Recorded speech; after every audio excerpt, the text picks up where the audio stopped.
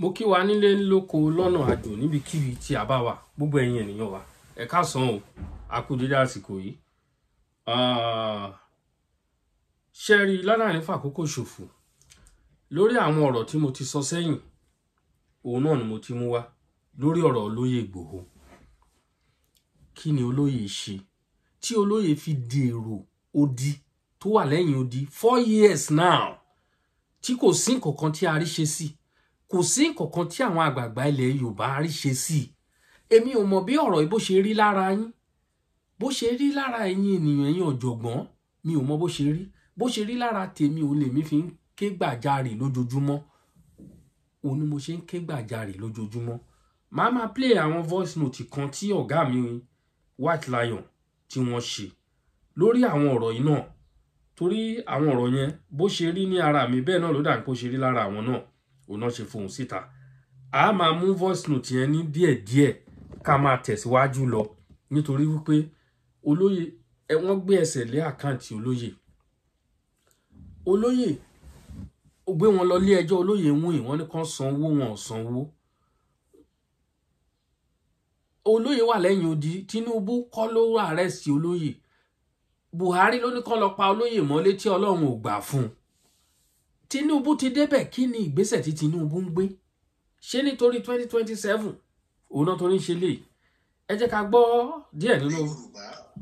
Èní ni ọjọ́ kẹsàn-án oṣù kẹfà ọdún 2025 láti iléeṣẹ́ wa tá à ń pè ní Koiki Media nílùú Áfíríkà. Bẹ́ẹ̀ ni Akalamago TV láwa ń bí. À ń béèrè lọ́wọ́ gbogbo ẹ̀yàn ọmọ Yorùbá pé nígbà tí Tinubu ò fi Ìgbòho sílẹ̀ báyìí pé kó padà sílé kó ṣí àkáǹtẹ̀ kó yọ wanted kúrò lórúkọ ẹ̀ látara èyí tí Buhari ṣe nígbà tí Buhari kọ́ wá pa sínú ilé.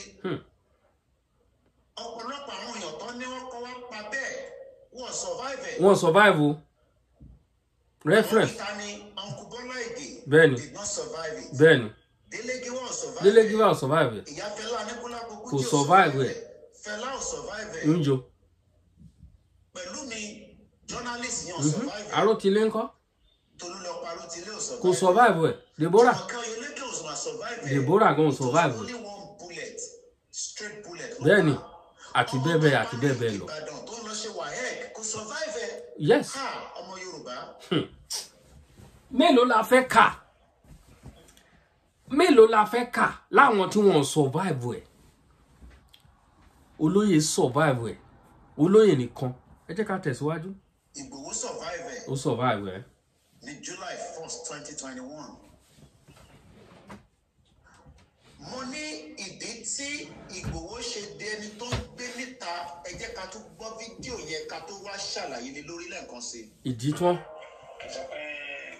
Mo pàṣẹ àbí mo dédé pàṣẹ àbí mo sọ nǹkan tí ó wá látọkàn mi. Nǹkan tó fa ọ̀rọ̀ yìí ni pé ẹ̀yin ìwé láti bí ijọ́ mélòó kan ṣe bí ọ̀sẹ̀ bíi méjì sí nípa ọ̀rọ̀ àwọn Fúlàní tó wà ní gbogbo Ìbàràpá. Ẹ wo dókítà wa, Dr. Fatai. Àbúrò dé. Dókítà ọmọ Yorùbá tó kàwé tó gboyè ó wá lọ sínú ìbò ní àìníye ọdún ọlọ ṣiṣẹ́.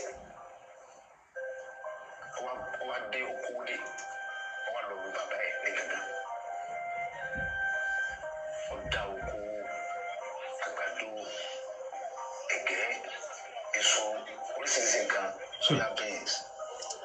Ó dẹ̀ gba ọmọ wa ní gàgà bẹ́ẹ̀ náà sí ìbẹ̀rẹ̀ pẹ̀tẹ́ tó máa ṣiṣẹ́. Fúlàní wa jẹ oko ẹ̀ ó wá gbéra láti lọ bá àwọn Fúlàní sọ̀rọ̀, láti lọ bá Sẹ́ríkì Fúlàní pé ẹ wá wo tí àwọn ọmọ yẹn ṣe lórí oko mi kò yẹ kó rí báyìí lórí ilẹ̀ bàbá mi. Wọ́n dẹ̀ dé lókè ń bẹ̀ náà wọ́n dẹ̀ sábà àwọn èèyàn bẹ́ẹ̀ tá a lè mú ọkọ wọn. Bí gbogbo ẹ̀ ṣe ń rí leléyìí o, àìmọye àwọn tí wọ́n ti pa bẹ́yẹn nílẹ̀ Yorùbá.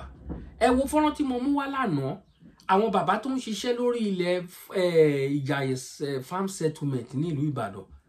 Ẹ rí nǹkan tí Abubakar dánwò, ẹ rí nǹkan tó dánwò Abubakar Fúlàní, ẹ rí nǹkan tó dánwò tó ẹ pé Buhari ló wà ń bẹ̀ nǹkan àwọn bàbá yẹn wọn ò lè mú jẹ o. ẹgbọ́n nǹkan tí bàbá yẹn sọ lẹ́nu torí mo rí pé àwọn èèyàn ṣì ń wo fídíò yẹn tì náà ṣe ẹgbọ́n nǹkan tí bàbá yẹn sọ Tinubu ẹ má ya ọmọ àlè bàbá yìí ẹ jẹ́wọ́ ọmọ ọkọ ẹ jẹ́ kó mọ̀ pé ọmọ Yorùbá ni ẹ jẹ́ kó hàn lára àwọn ọmọ Yorùbá pé ọmọ Yorùbá ni ẹ má dákẹ́ lórí ọ̀rọ̀ olóyè Ìgbòho. Fúlàní lórí tó parọ́ wọ́n jí àwọn kan gbé ẹni tó bá gbowó tó kéré lọ́wọ́ rẹ̀ wọ́n gba 7 million wọ́n gba 10 million wọ́n gba 11 million lórí ẹ̀ bàbá wa ọ̀rọ̀ yìí dùn mí bà mí lọ́kàn jẹ́ gan. ọ̀rọ̀ yìí dùn ó bà lọ́kàn. ó bà lọ́kàn jẹ́. pé kí ni olóyè ìgbóhùnsókè. tàbá torí pẹ̀tọ̀ ọlọ́run gbà wá àwọn ará àwọn tí ń tẹ̀lé wa tó ń sáàbò fún wa àwọn tí ò lẹ́ni tí ó tẹ̀lé wọn. tó tẹ̀lé wọn. ìjẹ́ wọ́n ronú bẹ́ẹ̀ yẹn bí olóyè ṣe ń ronú àwọn olóṣèlú wa ìjẹ́ wọ́n ronú bẹ́ẹ̀ ìjẹ́ àwọn olóṣèlú wa ìjẹ́ wọ́n ronú bí olóyè ṣe ronú olóyè wọn ronú bẹ́ẹ̀ ẹ̀gbọ́n tó lóyè sọ oní táwọn àwọn bá lẹ́ni tó ń tẹ̀lé wọn kọ́ táwọn bá lè àwọn bá lè dira àwọn bá lè gbára wọn lẹ̀ àwọn tí ò ní ìkọ̀kan kọ́ àwọn mélòó ló ń ronú bẹ́ẹ̀ mo yó mi ò mọ̀ bí ebi ń pa ìyá ọmọ ẹnìkọ̀ọ̀kan ẹ jẹ́ ká ní àròjinlẹ̀ ẹ jẹ́ ká ronú jinlẹ̀. kọ́ ẹni tó jẹ́ kí gbogbo dẹni tó ń gbé ní ẹ̀yìn òdìlé nínú sọ̀rọ̀ yóò dùn ẹ́ ẹ bá wa bèèrè lọ́wọ́ aṣíwájú Bọ́lá Ahmed Tinubu kí ni Ìgbòho ṣe ju eléyìí lọ látara pé ọ̀rọ̀ yẹn dùn ún. onítàwọn bá rí àwọn tó ń ṣàbò fún wa àwọn aráàlú ń kọ́ July wọ́n gbéra wọ́n fi lọ pa sílé. àwọn tó nílẹ̀ wọ́n dáàbò bò ó wọ́n jẹ́ kí wọ́n rí ẹ̀mí Ìgbòho pa wọ́n mú ológbò lọ wọ́n ní ológbò wọ́n gbólógbò wọ́n ní Ìgbòho lódò ológbò wọ́n lò ní kò rí bẹ́ẹ̀. wọ́n ní Ìgbòho ni wọ́n lò lódò ológbò.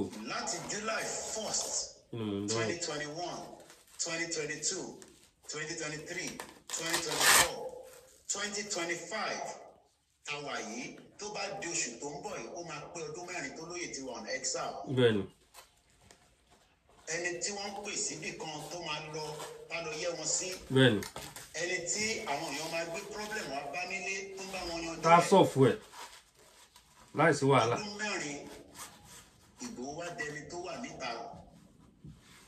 ìlú kan wá gbà láyè a máa dúpẹ́ pé Benin Germany UK gbogbo ìlú tó ń lọ wọ́n ní olóyè ò kì í ṣe ọ̀daràn.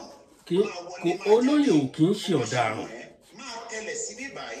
tẹ̀lẹ̀ bó ṣe wù ẹ́. olóyè ti jẹ́ ọmọ Yorùbá tó. Ìgbòho máa tẹ̀lẹ̀ bó ṣe wù ẹ́. tó nífẹ̀ẹ́. wo jẹ́ fi ẹlẹ́ tán eléyìí tó kí ẹ máa ṣe ẹlẹ́ bá máa ṣe lé tàjà rẹ. kí ni olúwa máa ṣe sọ̀rọ̀ lóyè Ìgbòho? ṣé bá ṣe máa fi sílẹ̀ nítorí pé ambition Tinubu ni wọ́n ṣe ń dá Ìgbòho dúró síta? kò yé mi o.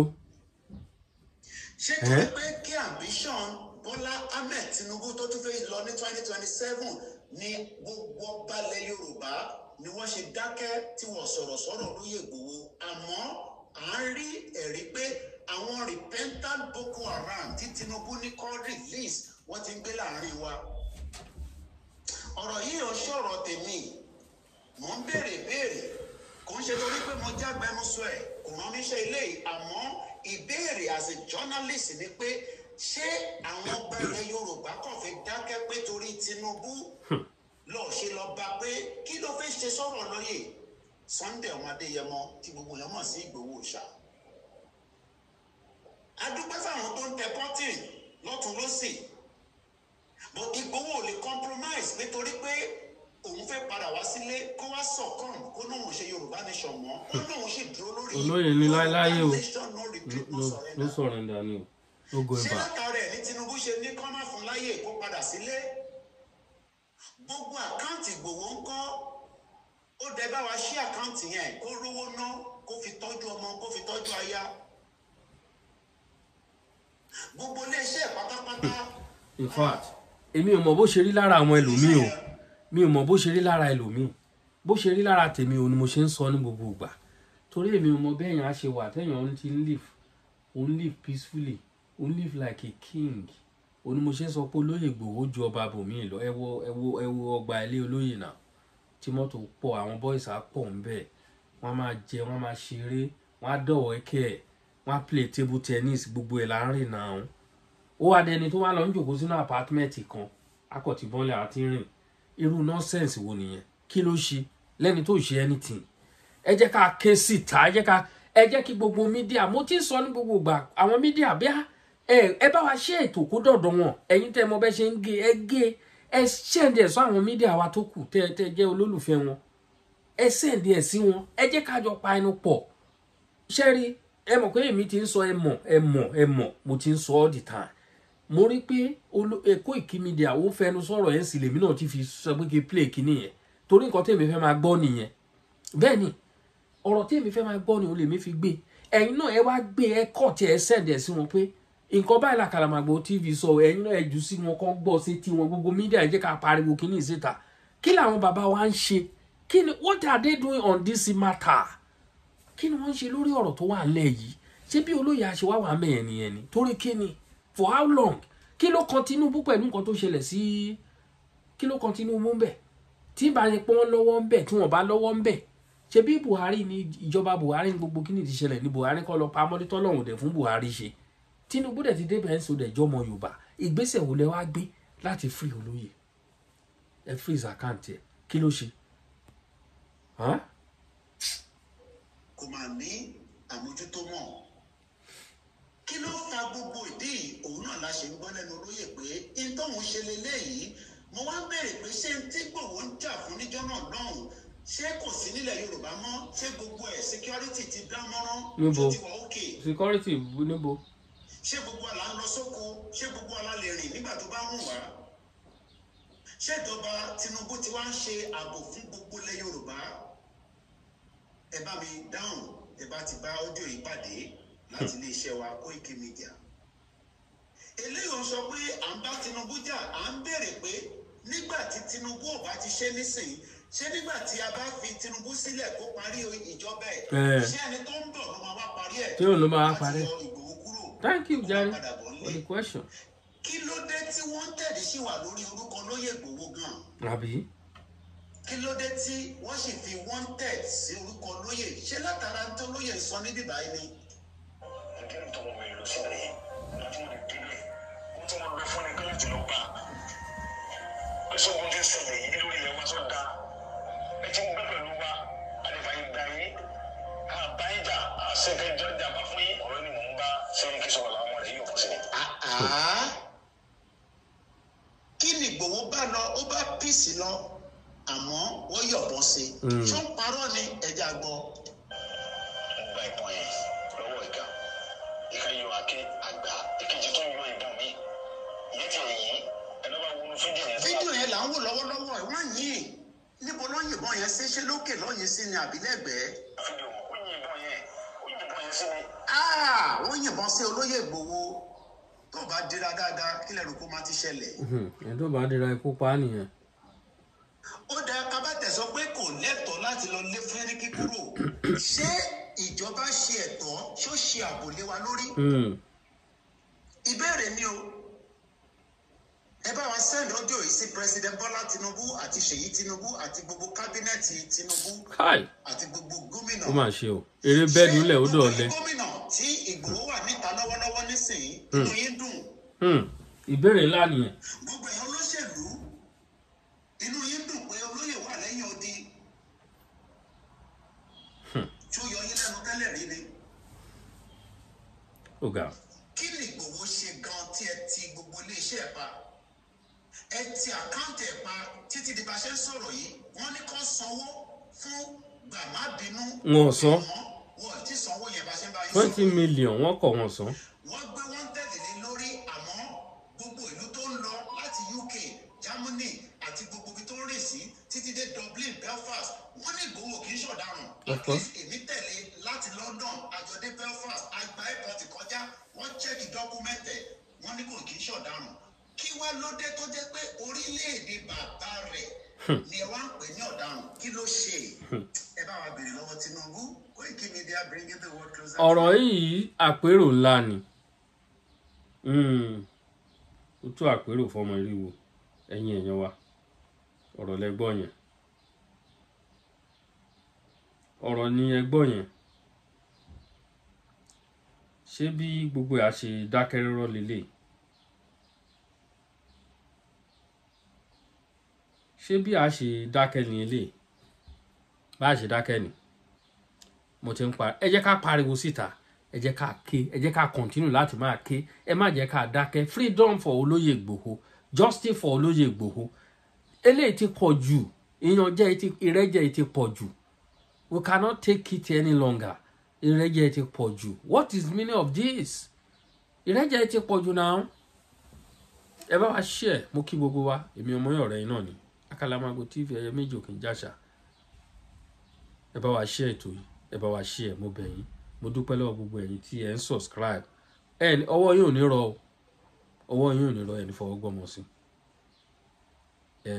àwa là máa wá yín là máa bá nínú àlàáfíà orí yín ò ní burú o bí eégún tó ń lé wèrè ẹ jẹ́ ká ṣe sùúrù ẹ má yẹ ká bára wa jà o lákòókò táwa yìí ẹ má yẹ ká bára wa jà àtọ̀ ẹ má yẹ ká bára wa jà no time for that ẹ rí gbogbo nǹkan tó wà ńlẹ̀ fún wa ẹni tá a gbọ́kànlé nìyẹn o ẹni tá a bá fẹ́ ṣe rally tẹ́ bá fẹ́ kí ìgboro kó mì tìtì Olóyè Ìgbòho ló lè lead ìjẹ́ wọ́n free Olóyè Ìgbòho ọ̀hún ìjẹ́ Olóyè Ìgbòho free fún ìdí èyí ẹ má yẹ ká bára wa jà ẹ bá ṣe ra wa ẹ ká dáríjì ara wa o ẹni tí n bá ṣẹ̀ kó dáríjì mi o ẹni tí n bá ṣẹ̀ kó dáríjì mi gbogbo ẹ̀yin tẹ́ ṣẹ̀ mí mo dáríjì yín o kò sẹ́ni tó tẹ́ ṣẹ̀ mí ní ìṣẹ̀yàn náà gbogbo àlè sọ àti lè sọ̀rọ̀ tó àwọn èèyàn ń bú mi náà mo rí comment àwọn èèyàn bú wa lórí program tá à ń ṣe ẹ má bínú sí wa bá a ṣe mọ̀ ń sọ nìyẹn bẹ́ẹ̀ ni ẹ má bínú sí wa a lè sọ lẹ́ni kó má dùn mọ́ ẹ nínú èyí tá a sọ lọ́la kó dùn mọ́ ẹ nínú so fún ìdí èyí ẹ ní